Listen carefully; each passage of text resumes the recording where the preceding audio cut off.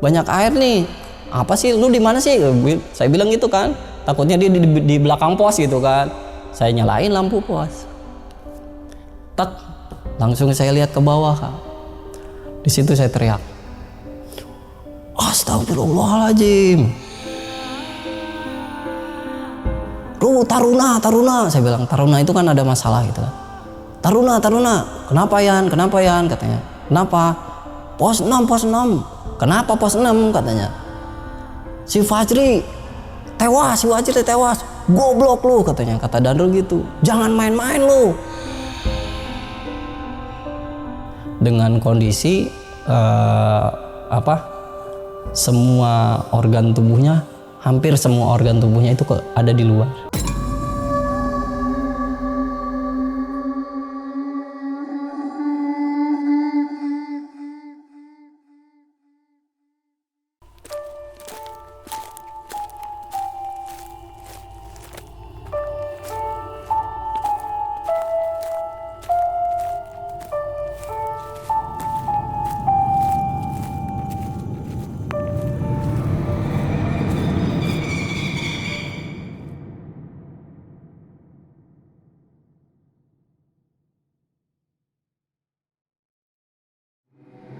Apa minum dulu? Hehe. Enak. Taruh lagi. Baru ngomong. Assalamualaikum warahmatullahi wabarakatuh. Kembali lagi bersama gue Sumar Adi Wijaya atau biasa dipanggil Mang dalam segmen Ngopi Horor. Ya teman-teman semua, pada video kali ini atau pada kesempatan kali ini lagi gue tidak akan membawakan sebuah cerita dan namun menghadirkan narasumber yang tentunya mempunyai pengalaman mistis ataupun pengalaman horornya. Apa sayang? Iya lampu ya. Nah di samping saya ini udah ada Bang Yayan. Halo Bang. Gimana nih Bang? Kabar ya Bang? Alhamdulillah baik, sehat. Sorry Bang ya, salamannya kayak gini nih. Nangis, pengen ikut syuting katanya. Oke. Iya. Oke, sebelumnya thank you banget nih Bang ya, udah meluangkan waktunya datang ke sini gitu kan, jauh-jauh.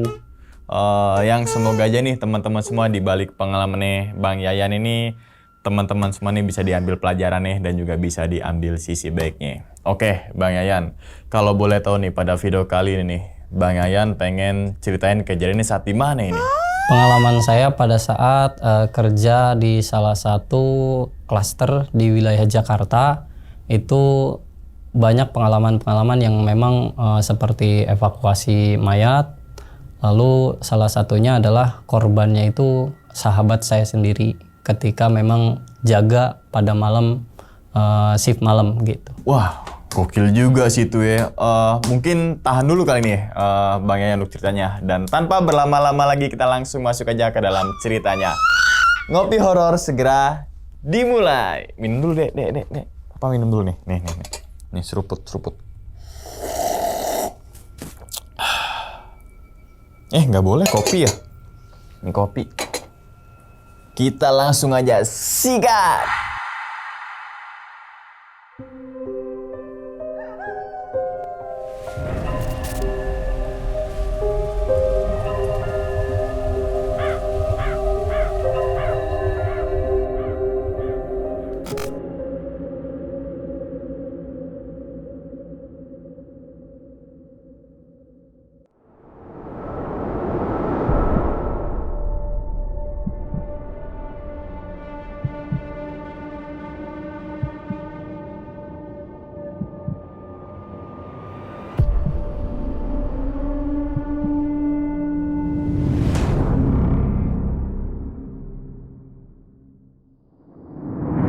Sebelumnya akan saya ceritakan gimana awal mula saya bisa kerja di tempat tersebut gitu.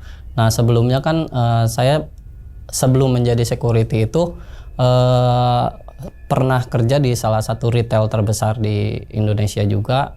Nah setelah resign daripada retail tersebut, saya mencoba mencari-cari pekerjaan yang memang cocok untuk saya nih, karena kan saya itu tipikal orang yang suka lapangan gitu, suka lapangan.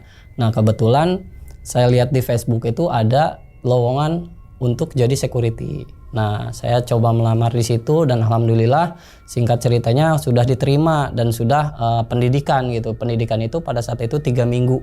Nah, setelah itu mulailah kita kerja. Kerja itu ya biasalah ditatar dulu sama senior gitu kan. Diajarin dulu cara buka portal, cara nulis laporan, dan cara patroli yang betul itu seperti apa. Nah, untuk jadi security itu kita perlu yang namanya pengenalan lapangan gitu. Pengenalan lapangan itu mengenal pos-posnya gitu. Nah, di tempat kerja yang saya ditempatin itu, yang saya ditempatkan di situ itu ada beberapa pos. Yang pertama pos depan itu pos 1, yang kedua pos 2 sampai dengan pos 6. Tapi posisi posnya itu ya zigzag. Jadi pos 1 di depan, pos 2 di samping daripada pos 1, pos 3-nya di seberang. Jadi pos 4, pos 5, pos 6 yang paling di belakang gitu. Nah, saya jelasin dulu di pos 6 ini itu berdekatan dengan danau buatan. Danau buatan yang memang masih ada yang ditanamin pohon-pohon kayak pohon bakau, pohon apa gitu. Jadi udah masih hutan lah, intinya masih hutan. Nah, di pos 6 itu baru ada beberapa rumah atau rumah tenan yang memang baru jadi gitu. Nah, sisanya masih dalam tahap pembangunan. Nah, di pos 6 itu, di belakang pos 6 atau di samping pos 6 itu ada gerbang yang memang pintunya itu cukup hanya untuk 1 orang lewat. Kalau motor cukup gitu, tapi harus diangkat karena di bawahnya itu ada tiang besi gitu. Jadi harus diangkat. Nah, di seberang daripada gerbang itu ada selokan yang lumayan besar 2 meter atau 1,5 meter. Sisinya baru jalan. Nah, saya ceritakan dulu karena nanti akan nyambung ke ceritanya gitu. Nah, untuk denah lokasi yang di seberang daripada pos itu kan, kalau ke kiri itu untuk tempat-tempat jajanan security gitu, tempat-tempat warung dan sebagainya. Nah, kalau ke kanan itu masih tahap-tahap pembangunan yang memang kayak tiang-tiang pancang yang baru dipasang gitu, karena laut-laut buatan gitu ya. Nah, di situ. Nah, untuk tugas saya sendiri itu kalau di security ya ada bahasa namanya turjawali.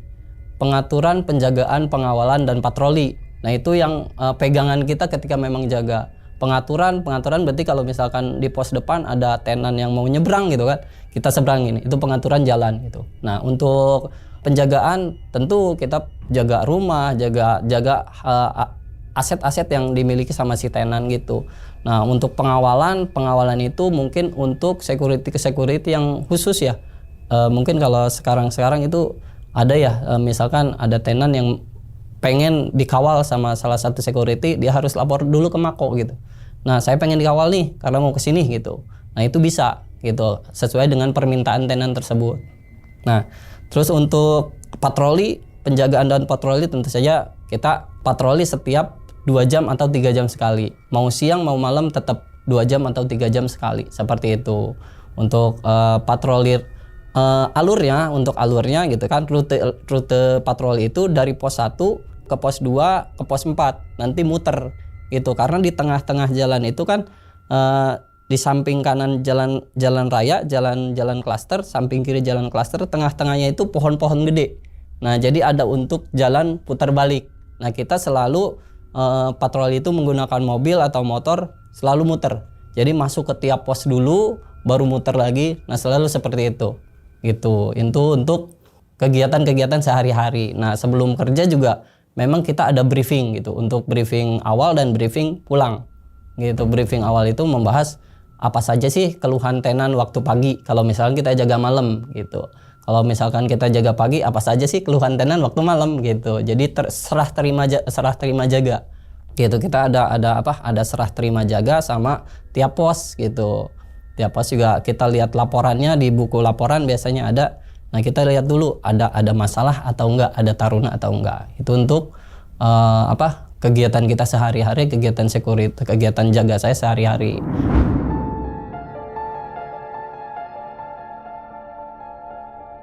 Nah, di tempat kerja saya itu ada 3 regu. 3 regu itu 2 regu inti, 1 regu regu lembur gitu Kak. Nah, di regu lembur ini kebetulan pada saat itu belum terlalu aktif.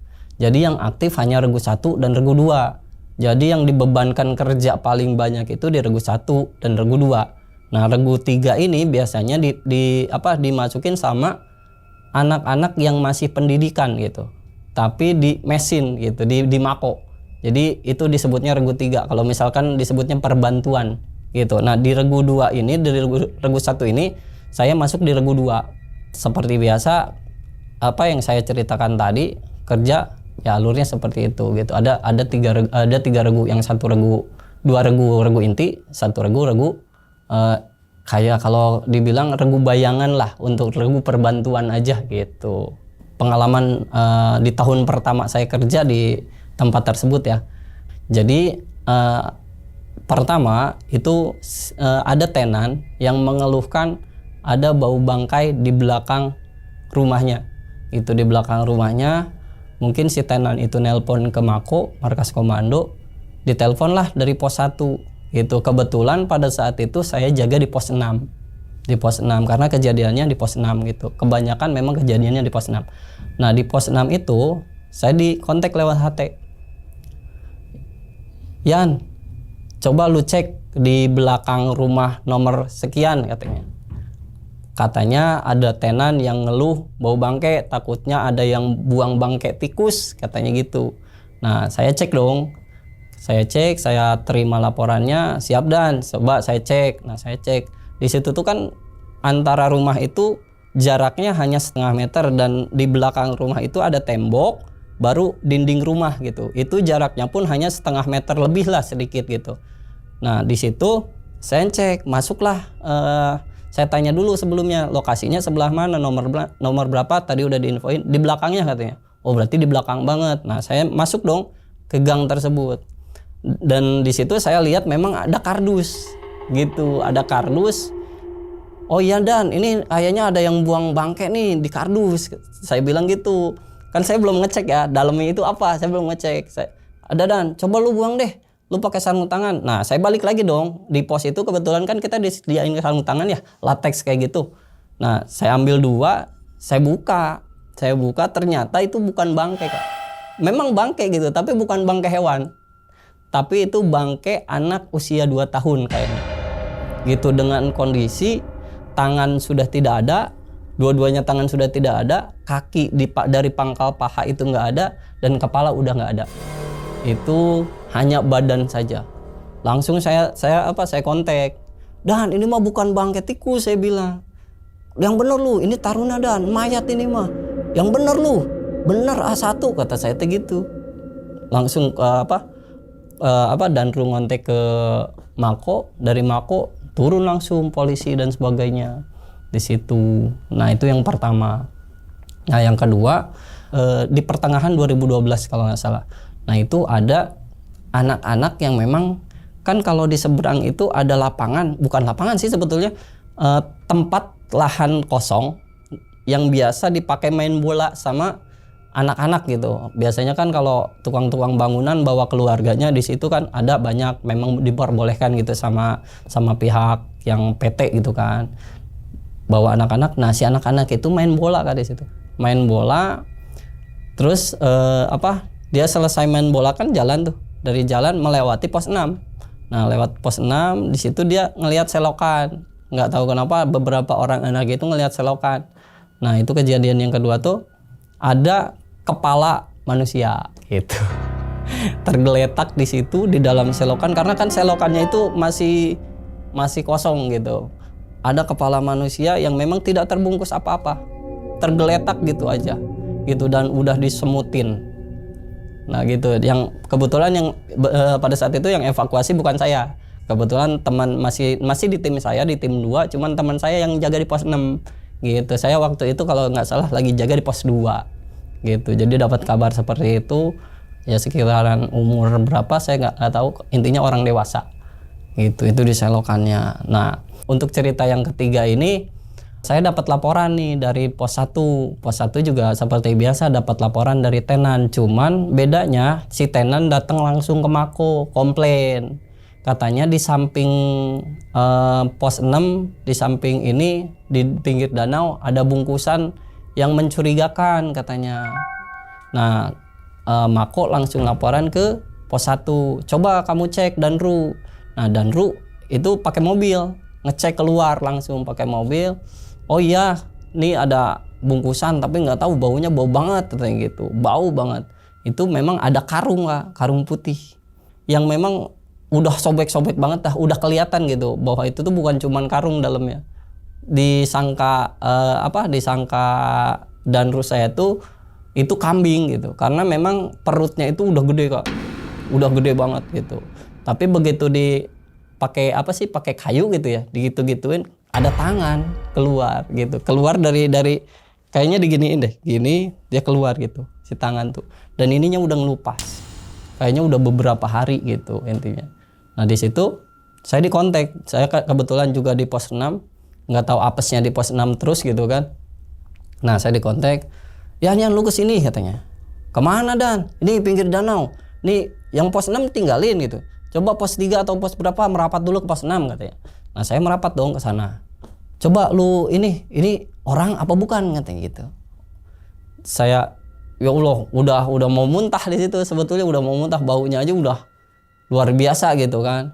Saya coba ambil pakai tangan, jangan pakai tangan kata Danru. Jangan pakai tangan, nih pakai kayu katanya. Pakai kayu itu si karung diginiin aja sobek Kak. Sobek. Wah, orang Dan ini mah. Orang, asli orang itu mah.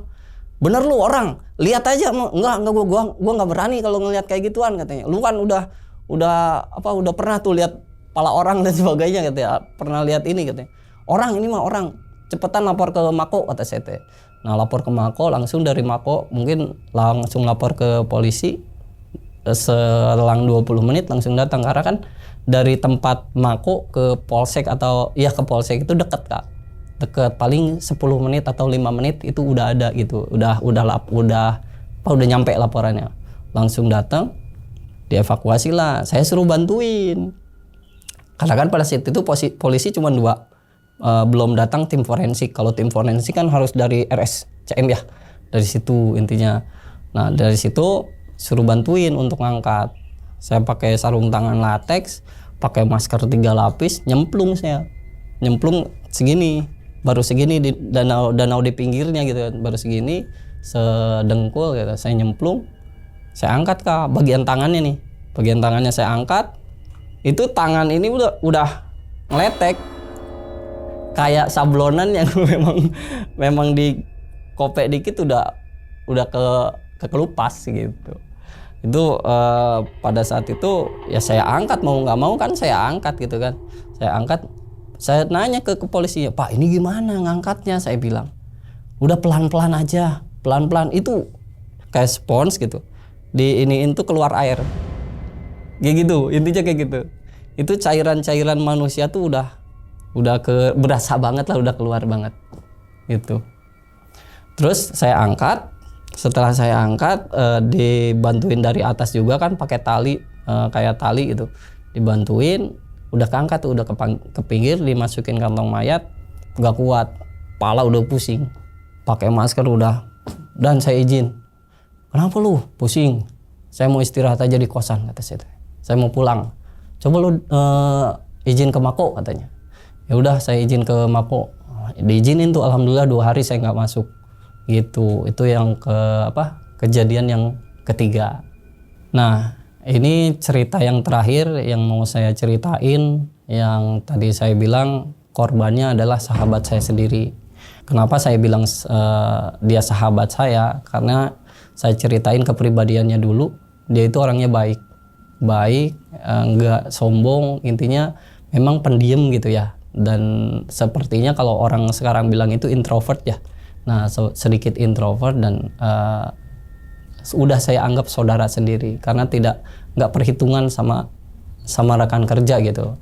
Nah awal mula saya ketemu dia itu pada saat saya mau masuk malam gitu. Pada saat saya mau masuk malam, kebetulan saya telat pada saat itu ya, telat beberapa menit, sekitar 5 atau 10 menit karena keadaan macet gitu kan. Nah di situ saya lagi briefing, ada satu siswa, disebutnya masih siswa ya, kalau misalnya ada siswa magang yang di situ yang lagi ditanya-tanya sama Danru gitu, ditanya-tanya. Nah ya ini si Fajri ini, namanya Fajri, Muhammad Fajri, lagi ditanya-tanya. entah ditanya apa, terus saya dipanggil lah sama Danru. Nah nanti lu sama dia aja ya, lu belajar apapun dari dia, dari si Yayan ini katanya. Ya lu, nah teman saya nyeletuk, ya tuh lu belajar sama si Yayan aja tuh, nanti belajar buka tutup portal, belajar nulis laporan sama Yayan, pokoknya lu harus bisa sama si Yayan selama 3 bulanan, pokoknya udah harus bisa katanya.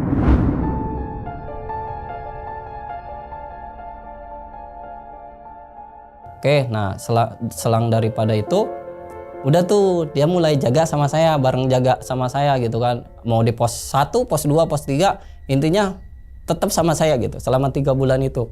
Nah, selama 3 bulan itu dia saya ajarin untuk buka tutup portal.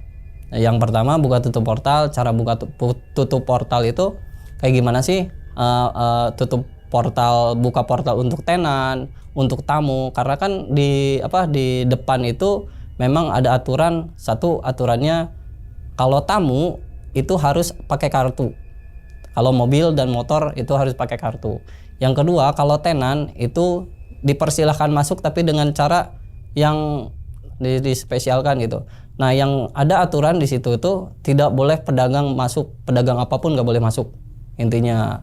Jadi pedagang dari luar, pedagang dari manapun, mau gerobak, mau pikul itu nggak boleh masuk.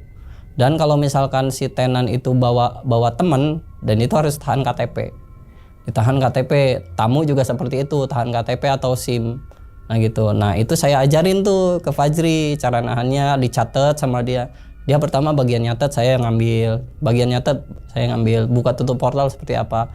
Jadi buka tutup portal itu nggak bisa sembarangan. Karena pernah kejadian, rekan kerja saya sendiri gitu, satu tim, itu buka tutup portal kena bagian belakang mobil dan itu langsung dipecat gitu, karena yang kena itu mobil tenan gitu.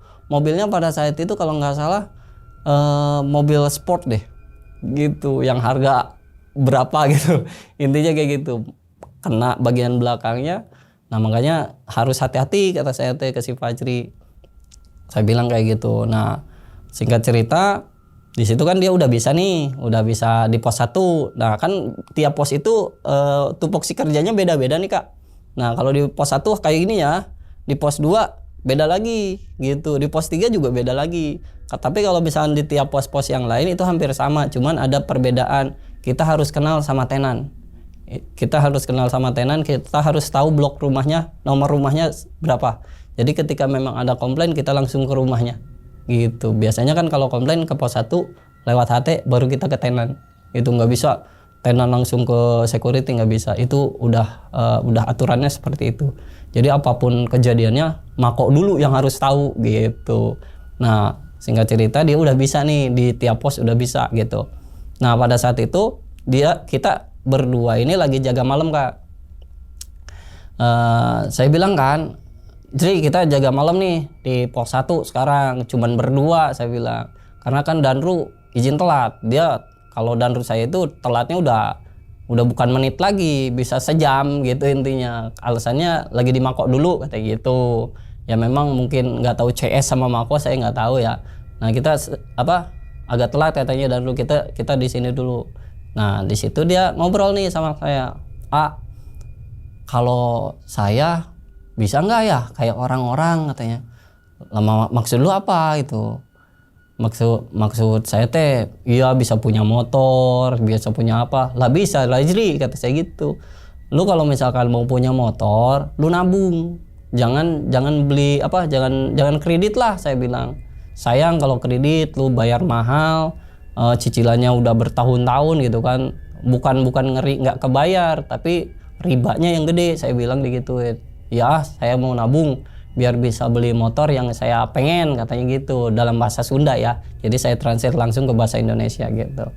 Nah singkat cerita udah tuh dia nabung nih Kak. Nah pada saat itu dia udah punya tabungan nih buat beli motor gitu kan. Nah saya lagi kepepet uang gitu, saya kontak dia, Jri itu kalau nggak salah lagi libur gitu. Saya kontak dia, Jri lu punya uang nggak? Berapa katanya? 600.000, saya bilang teh. Saya lagi kepepet nih, nggak ada pegangan sama sekali buat ngirim ke rumah kayak gituin. Ada nih, ditransfer lah sama dia gitu, ditransfer. Tri nanti ya gua gantinya akhir bulan atau bulan depan gitu. Nanti kalau misalkan gua banyakin lembur deh biar bisa bayar hutang lu gitu ya. Bayar hutang gua ke lu gitu. Nah di situ udah nih ada uang nih. Ceritanya udah saya sampai lembur itu sampai 6 kali Kak. Karena kan satu lembur lumayan gitu kan 50.000 pada saat itu kan gede banget kalau 50.000 gitu satu kali lembur.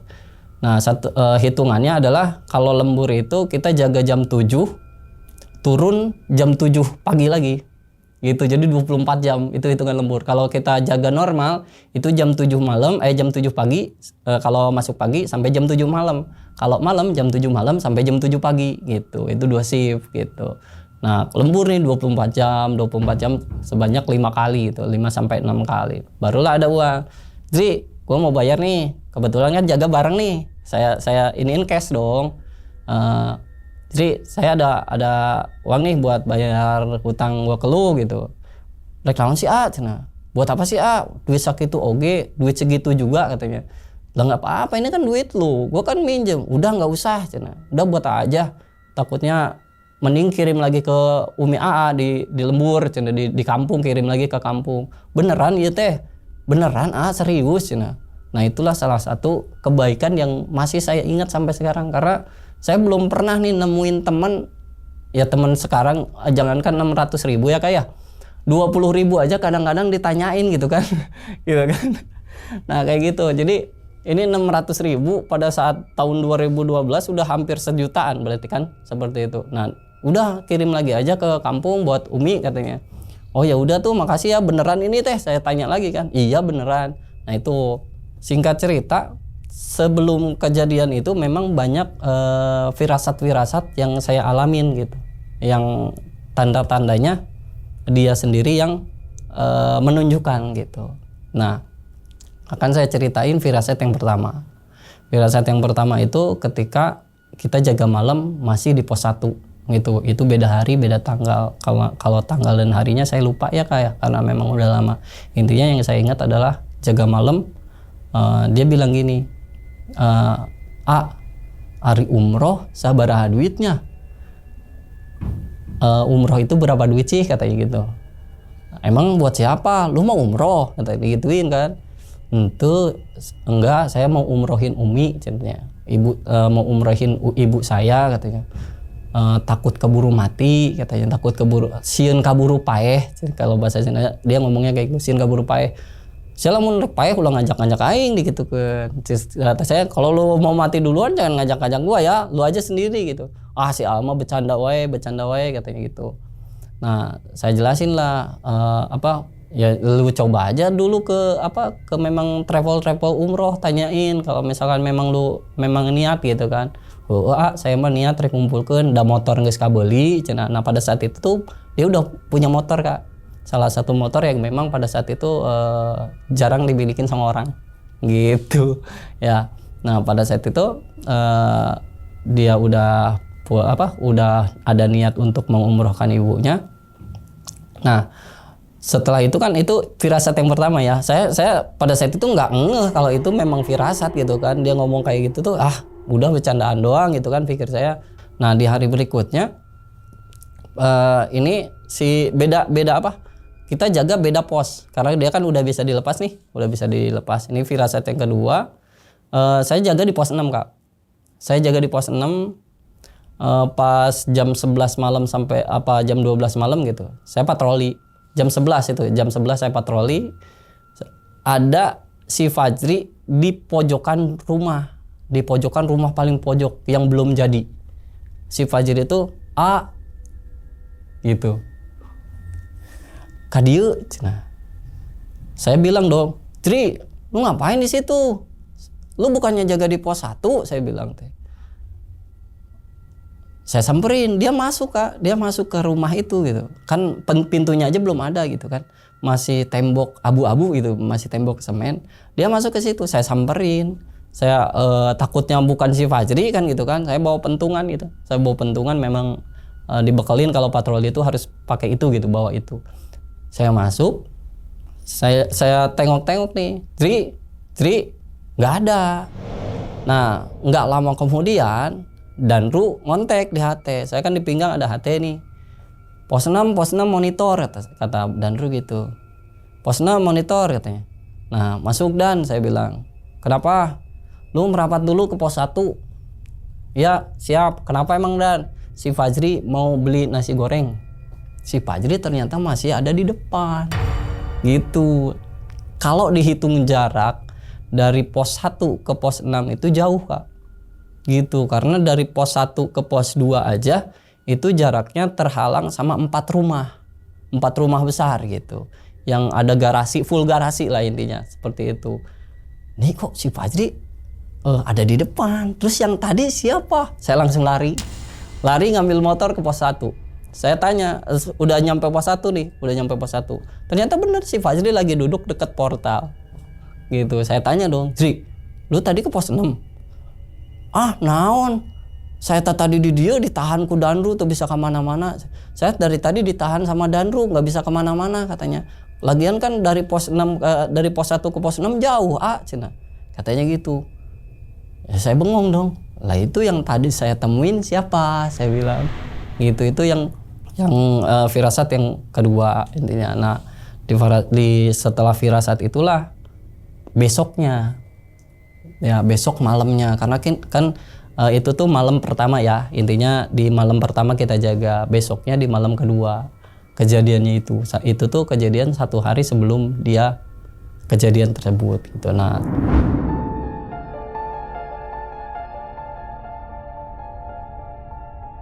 kita tuh jaga malam, memang nggak ada firasat apa-apa pas malam pertama, normal aja, dari jam 7, jam 8 turun jaga biasa aja gitu kan. Pas jaga biasa aja jam 7, jam 8, jam 9 biasa Kak, normal, nggak ada apa-apa, intinya seperti jaga biasa gitu. Nah dari jam 11 malam itu kan saya ada anak yang memang lagi perbantuan ya, lagi diajarin gitu, cuman bukan saya yang megang gitu, teman saya gitu. Nah pada saat itu saya izin jam 11:30 saya izin, Ru, saya mau beli nasi goreng ya, saya bilang. Lapar kata saya bilang.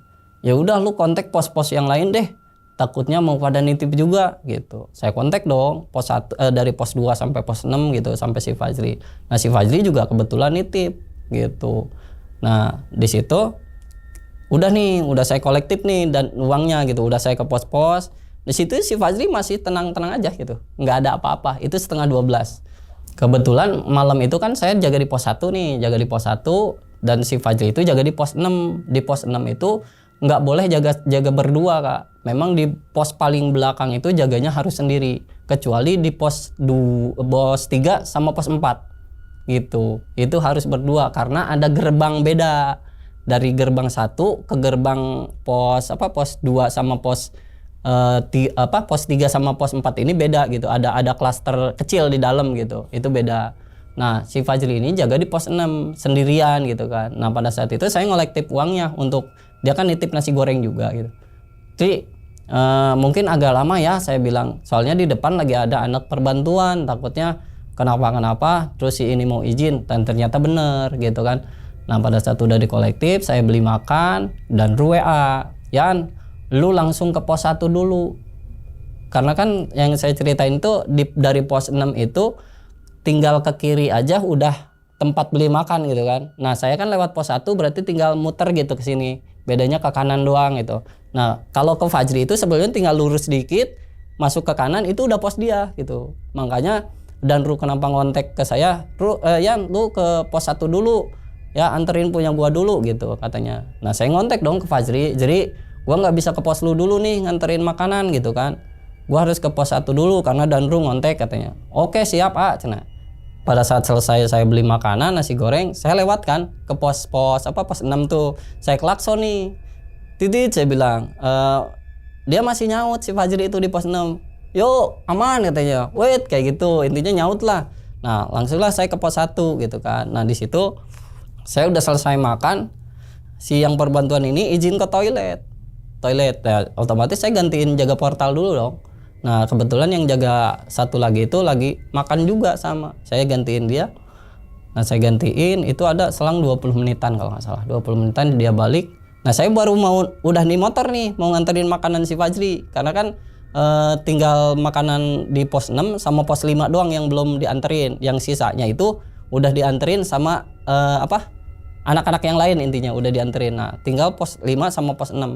Nah udah di ini saya mau nganterin nih, udah di motor. Yan jangan kemana-mana dulu, kata Danru, lu nulis laporan dulu. Nah ini yang saya nggak suka, karena sebetulnya kalau di pos 1 itu yang nulis laporan harusnya Danru, karena semua laporan dari setiap pos ngumpulnya di pos 1 gitu. Jadi ada salah satu anggota dari tiap pos itu bawa buku laporan gitu. Nah saya disuruh nulis ngerekap semuanya. Nah itu ada sekitar setengah jam ngerekap seperti itu tuh ya mau nggak mau saya kontak ke si Fajri dong, bentar Jri, saya disuruh ngerekap dulu, saya bilang. Nah di situ nggak saya baca, nggak saya lihat lagi tuh BBM, saya nulis aja. Nah selesai saya nulis, saya BBM dong, dan saya bilang, dan udah selesai, saya nganterin punya si Fajri dulu ya, kasihan makanannya udah dingin, saya bilang udah beberapa jam, saya bilang gitu. Ya sok silakan anterin juga yang pos 5 ya sekalian, saya bilang. Nah di situ saya kontak si Fajri dulu, Jri maaf ya lama nih gua anterin di pos 6 ke pos 6 nih gua, nah, kayak gitu nggak dibalas. Nah di kontak loh di HT sama saya, Jri monitor, nggak ada nyaut, nggak ada sautan, biasanya cepet gitu, karena dia nempel terus nih HT gitu kan, nggak ada sautan. Oh mungkin lagi ini kali ke toilet atau lagi apa, saya bilang. Ya udah saya meluncur aja ke pos 6. Di pos 6 kan memang portal dari pos ini agak jauh Kak, jadi portal belakangnya itu baru pos gitu kan. Nah di seberangnya di pos itu ada gerbang. Nah si pos itu di dekat gerbang gitu, jadi bukan di dekat portal. Portalnya itu udah ketutup, tapi saya lihat pos si Fajri ini mati lampunya. Lah kenapa nih, saya bilang, kok posnya mati, biasanya terang, saya bilang. Oh mungkin ini si Fajri ngecek ini kali, ngecek lampu mati, saya bilang teh. Saya turun dari motor, kan nggak bisa lewat motor ya, turun dari motor, taruh di motor di jalan, saya bawa kresek Kak. Bawa kresek isinya nasi goreng dia gitu kan, nasi goreng dia saya bawa. Jri saya bilang, nih nasi goreng lu lampu kenapa dimatiin, saya bilang gitu kan. Karena kan semua kebetulan pada saat itu rumah tenan tuh lagi kosong, karena memang jarang ditempatin kalau tenan-tenan gede kayak gitu ya. Nah digelapin juga lampunya, nggak ada, intinya gelap lah, nggak kelihatan apa-apa. Kelihatan kayak siluet aja kayak gitu siluet. Nah Jri saya bilang saya udah nginjek ini nih, udah masuk ke posnya. Saya bilang, lah ini ngapa banyak air amat, saya bilang teh, banyak air nih. Apa sih, lu di mana sih? Saya bilang gitu kan, takutnya dia di belakang pos gitu kan. Saya nyalain lampu pos, tak langsung saya lihat ke bawah Kak. Di situ saya teriak, astagfirullahaladzim. Itu teman saya posisinya duduk kayak tersungkur, ininya gini, intinya posisinya gini, tangan ngelipet satu ke belakang, yang ini gini. Jadi yang kelipet itu kaki kiri sama tangan ke belakang gini gitu. Si HT masih ada di pinggir sini gitu. Nah ternyata teman saya itu udah tewas dengan kondisi semua organ tubuhnya, hampir semua organ tubuhnya itu ada di luar. Jadi kondisi si korban itu yang saya lihat ya, itu dari tengah dada sini, tengah tulang iga, bahkan hasil otopsinya pun tulang iganya itu 2 patah itu sampai sobek ke bagian bawah pusar gitu, dan semuanya organ tubuhnya itu keluar. Dan ternyata yang saya injek becek itu bukan air, tapi darah bercampur dengan cairan organ dalam gitu. Dari situ saya lari keluar, saya laporan di HT. Ru monitor, saya bilang teh. Ru Taruna, saya bilang. Taruna itu kan ada masalah gitu kan. Taruna, kenapa Yan, katanya. Kenapa? Pos 6. Kenapa pos 6, katanya. Si Fajri tewas. Goblok lu, katanya. Kata Danru gitu. Jangan main-main lu. Anak lagi jaga, katanya. Orang lagi jaga. A1. Nah dari situ Danru langsung, bentar tunggu gua. Danru dari pos 1 langsung pakai mobil ke pos 6. naruh mobil di depan portal. Dandru ngelihat sendiri, saya udah lari hampir 10 meter atau 15 meter dari pos. Udah di situ, intinya saya udah lemas banget, ngelihat kayak gitu udah lemas banget. Dandru ngecek, langsung muntah Kak. Dandru sekitar 2 meter atau 3 meteran lah muntah deket pos. Gitu. Udah kalut saya kayak gimana harus seperti apa ya. Saya kita harus gimana katanya. Udah gua ngontek ke Mako katanya. Dan ngontek ke Mako Taruna A1. Dari Mako nggak lama, selang 15 menit atau 20 menit datanglah dari Polsek atau Polres gitu. Datang ngecek, itu langsung dikasih garis kuning. Saya pada saat itu lagi duduk, lagi nenangin intinya. Teman saya sendiri gitu. Langsung digotong udah kayak tersangka. Gitu, udah kayak tersangka karena kan saksi tunggal. Gitu. Udah diginiin aja.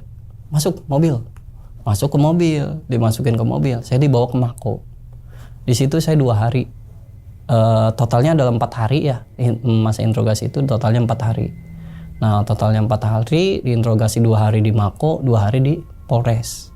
Gitu, 2 hari diinterogasi masalah. Nah, itu ada indikasi atau ada pertanyaan yang memang sepertinya tuduhan itu jatuhnya ke saya karena saya saksi tunggal. Tapi alhamdulillahnya pada saat itu Danru menguatkan karena jarak jeda antara saya nganterin makanan dengan saya laporan ke Danru itu nggak lama, hanya sepersekian detik gitu, hanya sepersekian menit. Nggak mungkin orang dengan seperti itu hanya dalam waktu 1 menit, otomatis ada perlawanan. Nah pada saat itu memang selesai hasil otopsinya si korban ini, teman saya ini ngelawan gitu karena ada luka lebam di pipi, di bagian kepala belakang sama di bagian pelipis kiri. Itu hantaman benda tumpul yang ditemukan deket pos. Itu ada kayak shock motor yang bening gitu, tapi udah berkarat kayaknya itu gitu, yang dipukul ke situ. Nah itu yang kejadian sahabat saya yang jadi korban. Nah pada saat itu memang motor yang dia kumpulin, dia beli itu hilang gitu. Hanya sepengetahuan saya hanya motor yang hilang gitu. Nah itu cerita kejadiannya. Nah setelah pasca kejadian itulah saya mencoba untuk nenangin diri dari masa trauma. Saya bilang, dan saya pengen ini dulu nih istirahat dulu, boleh nggak coba ajuin ke Mako. Ternyata diajukan. Alhamdulillah di ACC 2 minggu saya untuk istirahat dulu gitu, menghilangkan rasa trauma gitu. Nah setelah 2 minggu itu ternyata pas saya masuk lagi saya banyak dengar cerita-cerita yang kejanggalan itu Kak. Nah disitulah mulai cerita-cerita horornya berlangsung gitu. Yang pertama yang akan saya ceritain itu dari teman saya sendiri yang lagi jaga malam itu sekitar jam 10 atau jam 11.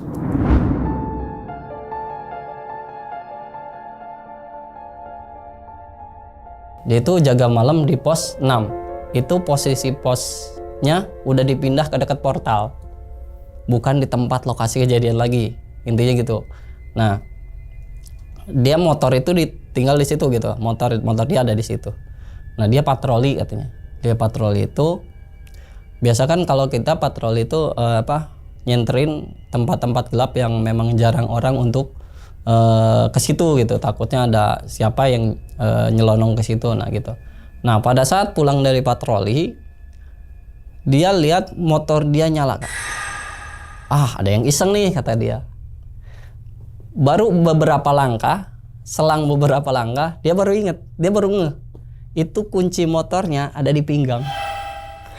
Ada di pinggang deket tongkat satpam, tongkat security yang biasa kita bawa. Di situ digantungin. Di situ dia langsung ngeh, lah ini kan bunyinya. Langsung lari Kak. Langsung lari, itu motor masih nyala pas dia lewat. Motor masih nyala. Gitu. Merinding tuh. Ya. Dia lewat langsung lari ke pos 5 nyebrang. motor gue nyala katanya gitu. Nah itu yang pertama. Ya memang betul nyala, tapi pas disamperin bareng sama pos 5 mati gitu. Kondisinya mati gitu. Itu kejadian yang pertama. Nah yang kedua, laporan dari tenan. Itu di hari yang berbeda, teman saya juga yang mengalami. Itu kebanyakan memang teman-teman saya sih pada saat itu memang kejadiannya kebanyakan pada saat saya libur, pada saat saya cuti selama 2 minggu itu kejadiannya pada saat itu gitu. Nah yang kedua itu ada laporan dari tenan, katanya tiap malam berisik katanya. Siapa sih katanya gitu. Nah kebetulan kan tenan itu yang rumah samping pos awal, yang komplain gitu kan. Berisik gimana katanya, kayak ada yang mukul-mukulin kaleng gitu katanya, dak duk. Terus rumah saya suka di gerbangnya itu kuncinya suka di tak, nah kayak gitu.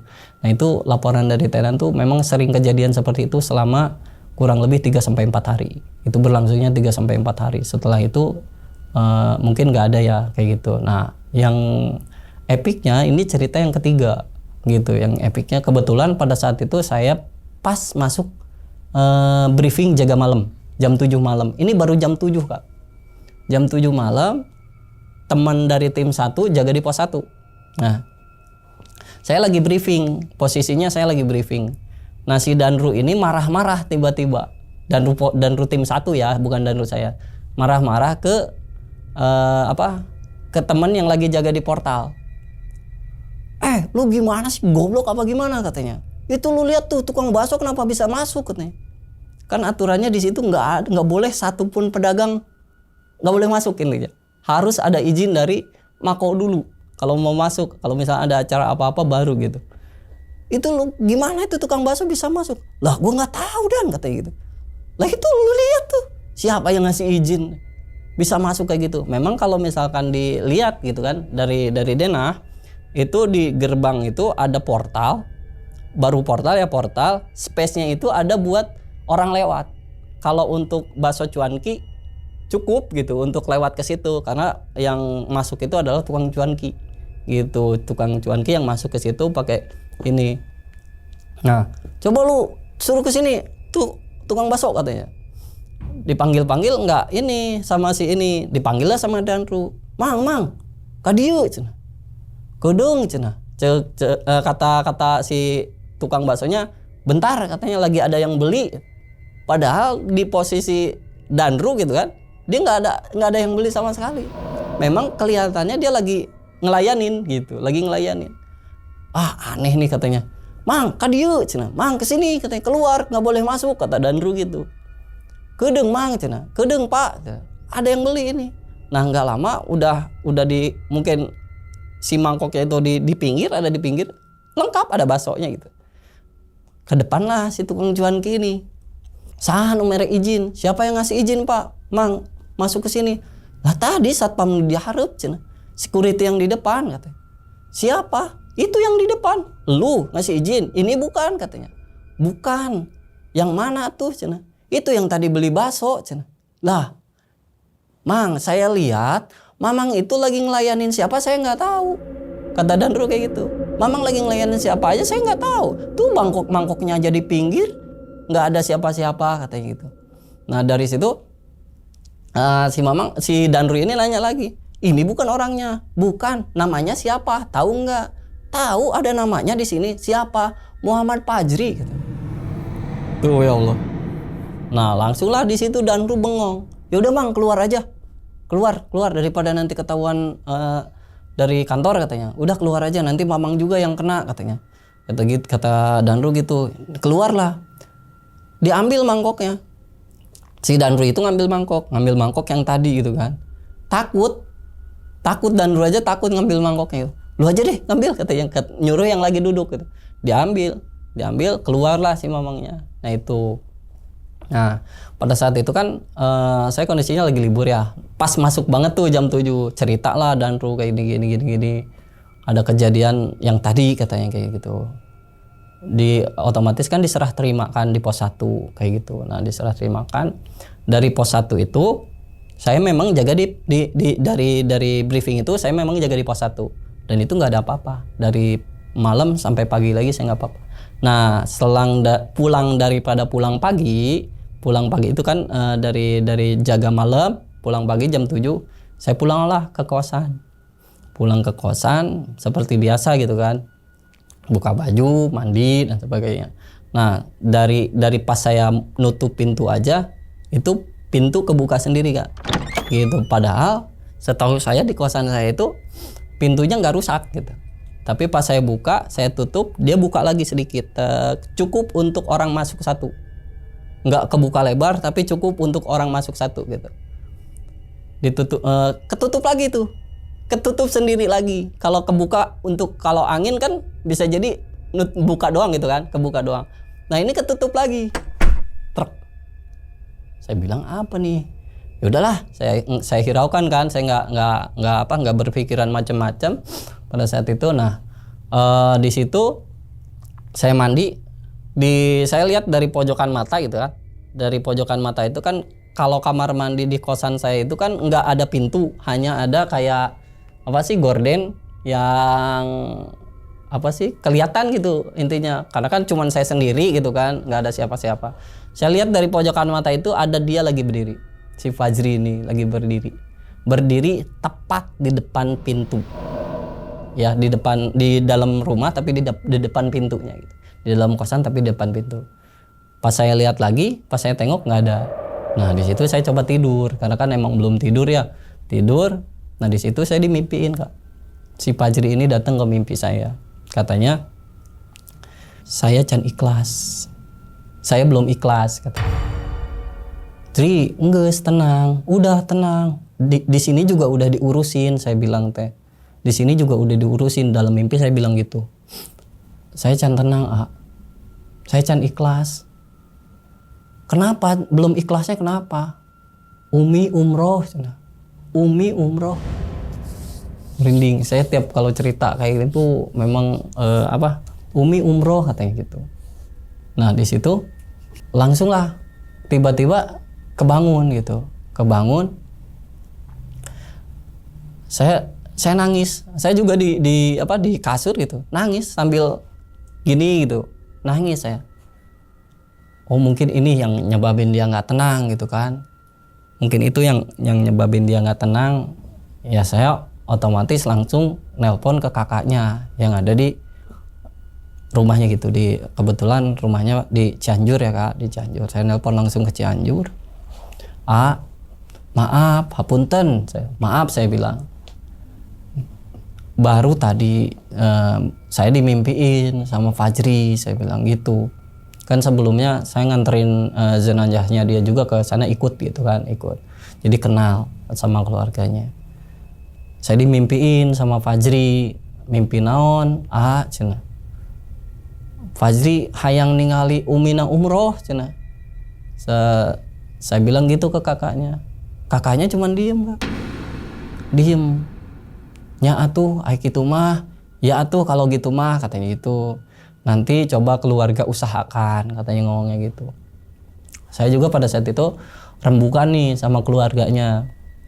Nah, kita coba patungan Kak buat biaya umroh ibunya.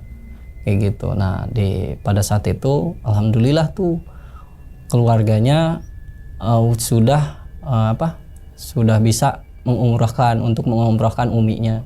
Nah, selesai umroh itu intinya si ibunya udah umroh nih, udah pulang umroh gitu kan. Nah, saya masuk malam di pos 6, jaga di pos 6. Saya mau tidur, kan memang ada jatah tidur ya untuk security ya, walaupun patroli gitu, security juga manusia butuh tidur intinya gitu. Nah saya cari-cari tempat untuk tidur. Baru beberapa menit saya meremin mata tidur, dimimpiin lagi. Cuman 2 kata yang dia ucapin, langsung saya bangun. Dia bilang gini, nuhun gitu. Terima kasih. Udah langsung saya bangun gitu. Intinya itu cerita yang memang sebetulnya sangat ngiris hati saya gitu kan. Karena kejadiannya itu menimpa sahabat saya sendiri yang memang sampai saat ini belum bisa saya lupain, wajahnya pun saya masih ingat banget gitu. Kalaupun saya bisa ngegambar wajah orang mungkin akan saya gambar gitu. Tapi bukan kemampuan saya seperti itu gitu intinya. Sampai saya mikir sendiri, kenapa sih bukan gua gitu kan. Gua yang gak punya cita-cita buat orang tua intinya. Dia yang masih punya cita-cita kenapa diambil gitu. Kenapa sih gak gua aja gitu. Intinya kayak gitu. Nah mungkin itu aja Kak cerita dari saya gitu. Oke, sebelumnya kami atas nama tim nih Bang ngucapin turut berduka cita Bang ya atas meninggalnya almarhum dari teman Abang yang bernama Fajri itu ya Bang ya. Kemudian ini Bang, mohon maaf ya Bang ya, kita bahas almarhum Fajri ini gitu. Tadi kan Abang ini sempat bilang kalau almarhum Fajri itu kan jaga sendirian di pos 6 gitu Bang ya. Nah, sempat nanya gak Bang kalau kenapa kalau di pos 6 itu security atau keamanan itu jaganya selalu sendirian gitu? Apa mungkin emang SOP-nya seperti itu di pos 6 atau mungkin di pos-pos lainnya satu pos itu jaga 2 orang gitu? Nah, kenapa alasannya di pos 6 itu jaganya cuma sendiri? Karena memang di pos 6 itu jumlah rumah tenan itu hanya 8, 4 di kiri, 4 di kanan. Nah, berikutnya adalah portal gitu.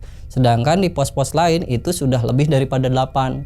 Ada yang 10, bahkan ada yang pintu gerbangnya itu masing-masing itu sudah ada lebih daripada 15 rumah di dalam klaster dalam itu gitu.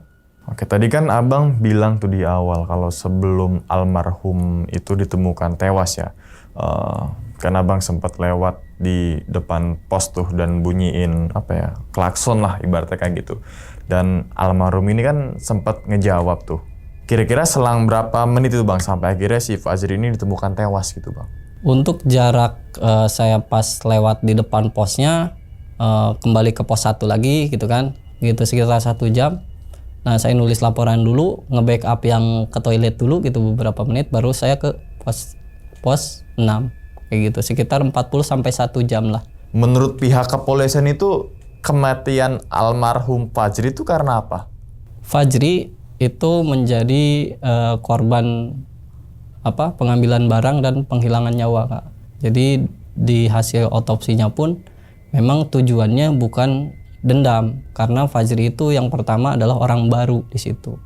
Yang kedua tidak ditemukan tanda-tanda bahwa itu adalah balas dendam atau apa karena setelah diselidiki mungkin melalui teman-temannya dia nggak punya musuh gitu. Jadi intinya itu adalah kasus pengambilan barang dan penghilangan nyawa karena pada saat itu motornya hilang Kak. Terus kemudian sempat dicari gak tuh Bang pelakunya yang ngambil motor si Fajri itu? Sempet, dan itu kabar yang saya terakhir setelah saya resign itu ketangkep Kak.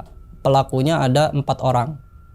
Pelakunya ada 4 orang dan itu memang ciri-cirinya preman-preman yang megang daerah situ. Gitu, preman-preman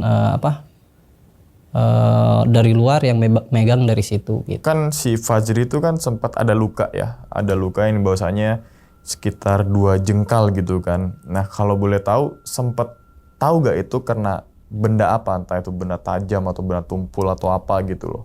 Kabarnya saya dapat info juga dari rekan kerja yang masih bekerja di situ gitu kan pada saat itu.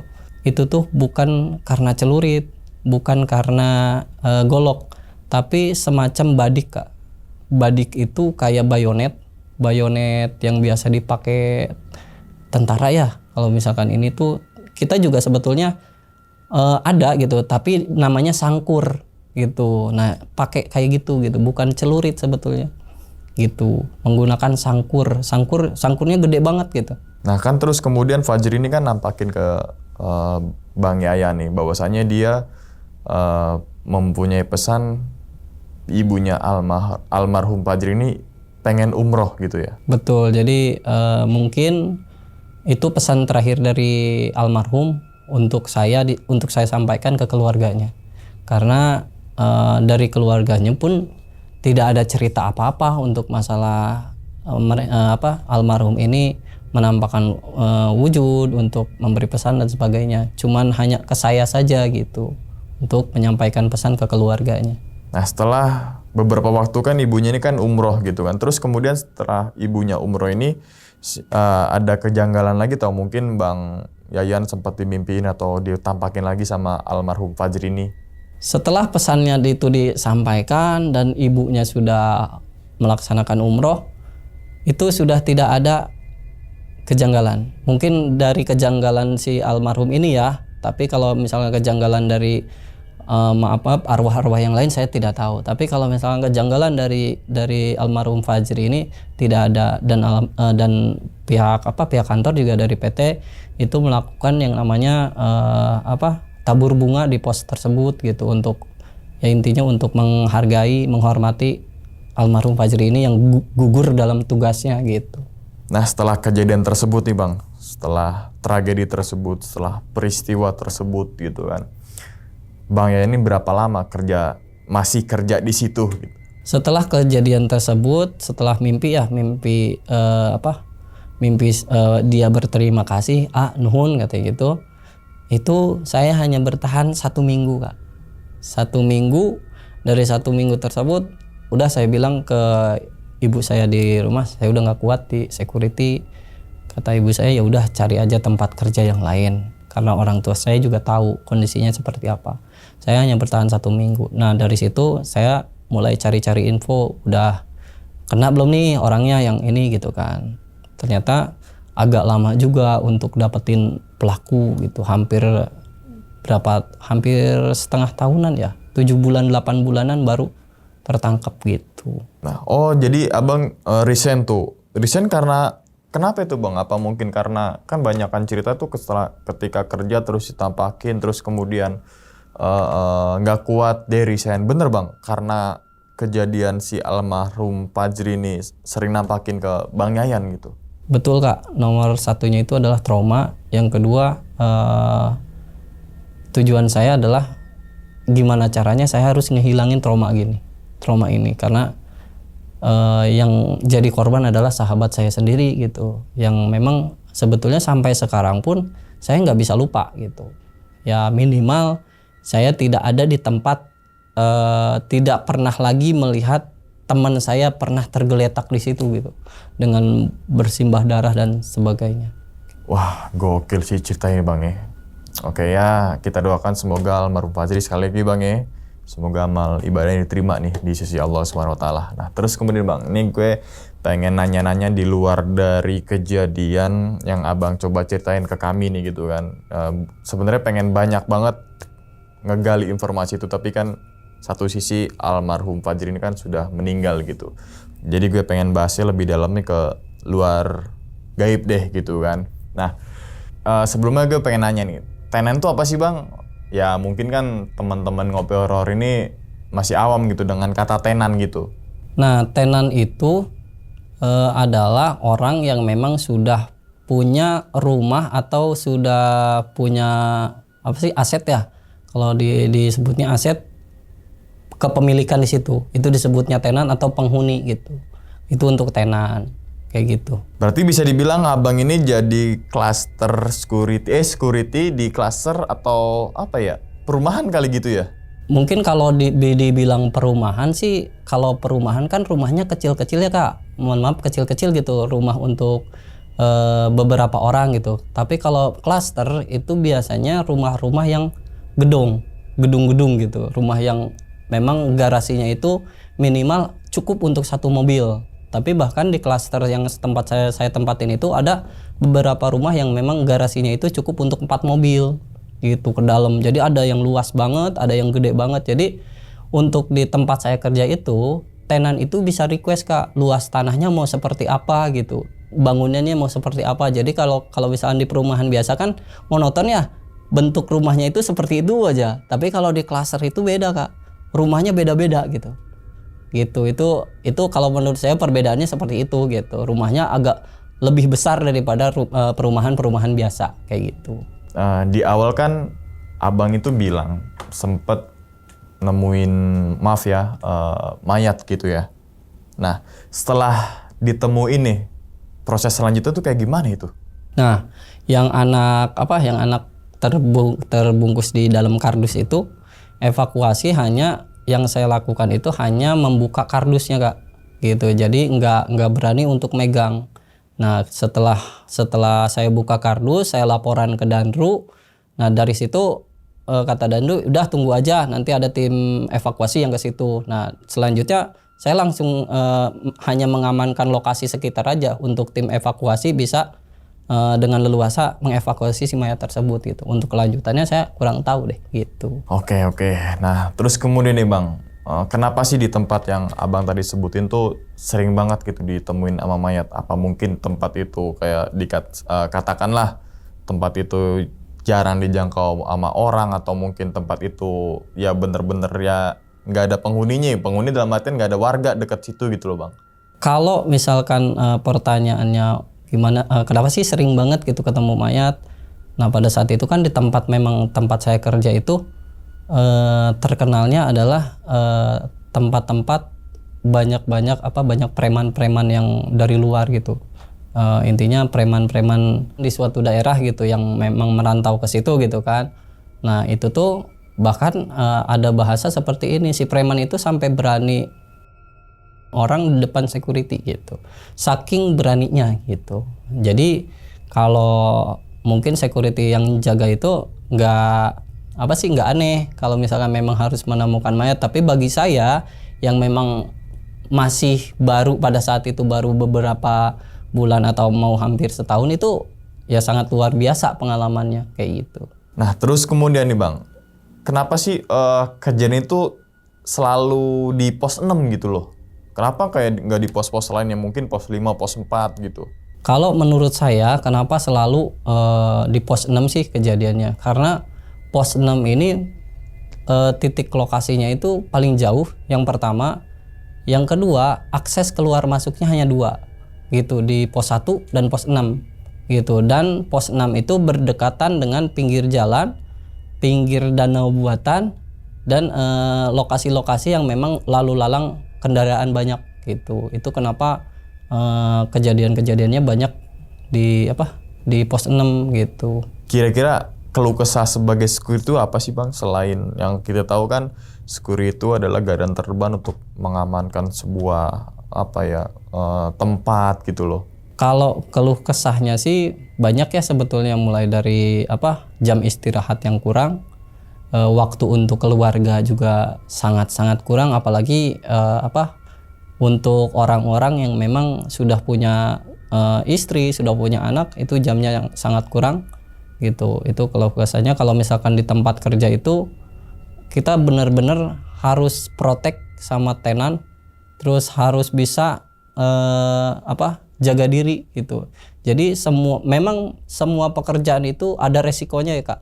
Tapi kalau menurut saya gitu kan, resiko security tidak bisa dianggap enteng gitu. Karena walaupun kita jaga di pabrik, walaupun kita jaga di perumahan, itu kejadian kecil ataupun besar itu bisa aja terjadi. Dan itu adalah tanggung jawab kita ketika memang kita jaga di pos tersebut gitu. Karena kita punya wilayah di pos-pos tersebut gitu. Oke Bang, gue ini banget ya, ngebayangin banget di posisi Abang yang dimana kehilangan si teman atau mungkin sahabat yang bernama Fajri itu Bang ya. Terakhir nih Bang, sebelum ditutup nih Bang videonya, kira-kira Bang Yayan punya pesan gak nih untuk teman-teman semua nih Bang? Yang pertama, saya mau ngucapin terima kasih untuk keluarga Fajri, Bang Ade, yang sudah mengizinkan saya untuk bercerita tentang sahabat saya ini di podcastnya Bang Umang ya. Yang kedua, untuk penonton, apapun pekerjaannya, jangan anggap sepele pekerjaan itu, intinya gitu. Jadi semua pekerjaan itu pasti memiliki resiko kecil besarnya, kayak gitu aja sih. Oke, sekali lagi terima kasih banyak ya Bang Yayan nih udah meluangkan waktunya datang ke sini dan membagikan pengalamannya ke teman-teman semua nih. Kita doakan teman-teman semua supaya Bang Yayan ini sehat selalu, panjang umur dan juga murah rezeki. Begitupun juga teman-teman semua yang nonton di rumah, dan juga kita doakan semoga almarhum dari Fajri ini ya, yang bernama Fajri, amal ibadahnya diterima di sisi Allah Subhanahu wa taala. Oke. Dan ingat teman-teman semua, cerita dari Bang Yayan ini bukan untuk nakut-nakutin nih teman-teman semua ketika bekerja menjadi security ataupun menjalani sebuah kehidupan, tapi ambillah sisi positifnya dan buang sisi buruknya. Sekian dulu pada video kali ini dan nantikan video-video gue berikutnya. Hal gaib itu muncul ketika sugesti kita buruk. Wassalamualaikum warahmatullahi wabarakatuh. Selamat beristirahat.